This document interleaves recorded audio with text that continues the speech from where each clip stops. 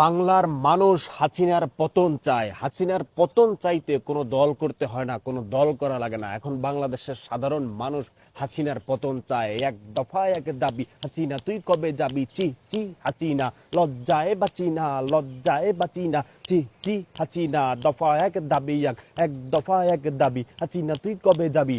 বাংলার মানুষ রাজপথে বের হয়ে গেছে।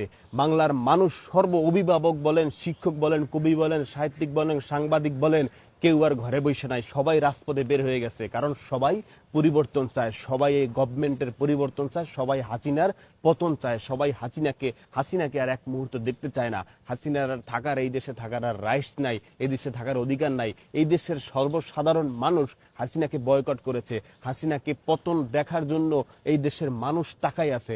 হাসিনার পতন দেখার জন্য, মিষ্টি বিলানোর জন্য এই দেশের মানুষ ওয়েট করতেছে কখন হাসিনা চলে যাবে, কখন হাসিনার পতন হবে সেটা দেখার জন্য এই দেশের সর্বসাধারণ সর্বস্তর। দেখেন না মিছিলে লঙ্গি পুইরা যাইতেছে, দেখেন না মুরব্বী মহিলারা, দাদি হবে, বুয়া হবে, নানি হবে, সেই রকম মহিলারা আজকে রাস্তায় বের হয়ে গেছে। কারণ এই দেশের সর্বসাধারণ সর্বশ্রেণীর মানুষ আজকে এই আওয়ামী লীগ সরকারের, এই সরকারের পতন চায় এবং এই সরকারের পতন অনিবার্য ইনশাল্লাহ।